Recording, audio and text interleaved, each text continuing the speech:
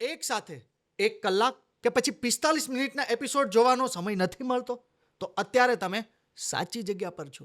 હા, yours podcast Gujarati clips.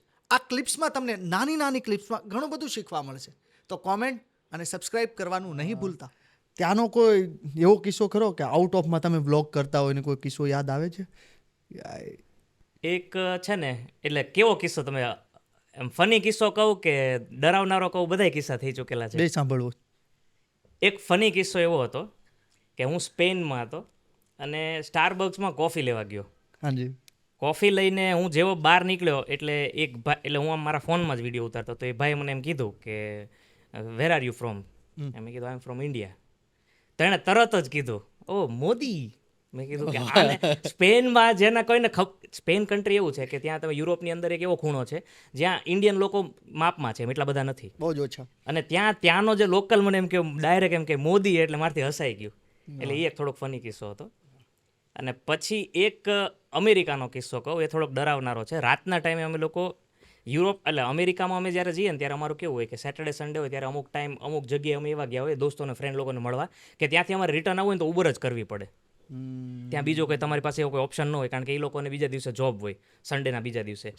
તો ઉબરમાં હું ઘરે જતો હતો અને ઉબરવાળાએ મને અડધા રસ્તે મૂકી દીધો. એ કહે કે મારે જવું છે બીજે ક્યાંક, તો અહીંયા ઊભો રહી જાય. એટલે આપણે તો એકલા હોઈએ, કોઈને કંઈ સહારો હોય નહીં, ગૂગલ મેપ પર ચાલતા હોય. ત્યાંથી ઘર હતું 10 માઇલ દૂર. એટલે થયું એમાં એવું કે એ ગાડી ગઈ ને બીજી ગાડી તરત જ આવી, એમ કે હું તને લઈ જઈશ. તો આપણે તો વરાછામાં રહ્યા હોય એટલે આપણને ખબર હોય, ભણકારા તો વાગી જ જાય કે આ કંઈક ખોટું થાય છે. એટલે મેં એને તરત કીધું નો થેન્ક યુ, હું જતો રહીશ. હું ચાલતો આગળ જતો હતો.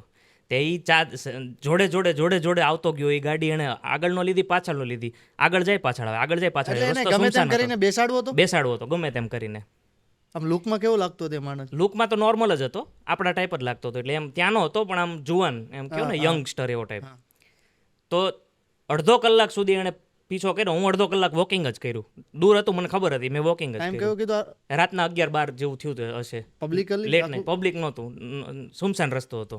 સુમસાન એટલે એમ કહો ને કે સ્ટ્રીટ લાઇટ હતી, પણ આમ તો એક આખો પેલો ફિલ્મનો એક આખો સીન ટાઈપનો થઈ ગયો. હા, એટલે મને અંદર એવું જ હતું કે એ મને ગમે એમ કરીને બેહાડ છે ને મારી પાસે પાકીટ ને એવું માગશે. કારણ કે બહારના કન્ટ્રીમાં કેવું હોય કે કેમેરા જ્યાં હોય ને ત્યાં એ લોકોને ખબર ન પડવી જોઈએ કે આ કેમેરામાં દેખાઈ જાય છે. એટલે એ લોકો ગાડીમાં બેસાડીને કાંઈક કરે ને તો એ લોકો કાંઈ આપણે કમ્પ્લેન કરીએ ને તો પોલીસવાળા કાંઈ વિરોધ ન કરે કે ભાઈ તું ગાડીની અંદર હતો. ગાડીની અંદર જે પણ થાય એમાં કાંઈ જ નહીં. હા, એટલે ઉબરવાળો હતો એટલે એ કમ્પ્લેન કરે તો એફઆઈઆર લઈ લે, પણ એ તો મળેલા જ હોય. એટલે જેમ તેમ કરીને મેં એને સમજાવ્યું કે હું ગરીબ છું, મારી પાસે પૈસા છે નહીં અને મારું પાકીટ ચોરાઈ ગયું છે. મેં એને ઇંગ્લિશમાં કીધું, I don't want to seat in the car, you go. છેલ્લે સુધી માયનો નહીં. અને પછી મારો મોબાઈલ એને માંગ્યો. એ કે ગીવ મી યોર મોબાઈલ.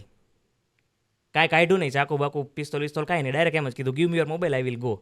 મેં કીધું વાય? તો કે આઈ વોન્ટ યોર મોબાઈલ. ધડ થઈ ઘણી 15-20 મિનિટ ધડ થઈ. મેં નો આપ્યો. ત્યાં ભગવાનનો કોઈક માણસ આવી ગયો, 2 વ્હીલવાળો. એણે કીધું કે વોટ્સ ગોઈંગ ઓન, તે નીકળી ગયો. એટલે આ એક થોડોક કિસ્સો એવો હતો. મારા ઘરમાં કોઈ નથી ખબર આ વાત અત્યાર સુધી. નકર મને જવાનું હતું. આ બધું સુન થઈ જાય ને. હા, સુન થઈ જાય. થોડી વાર તો મને એવું લાગ્યું હતું કે આ માણસ જો કાંઈક, આપણે તો બહારના દેશમાં ગયા હોય, આપણે એકલા હોય, આપણને એમ થાય કે ભાઈ કદાચ કાંઈક કરી લે, તો અહીંયા તો કોઈ છે નહીં ઓળખવા વાળું. તો આવો કિસ્સો થાય ત્યારે કેટલું ગુજરાત યાદ આવે?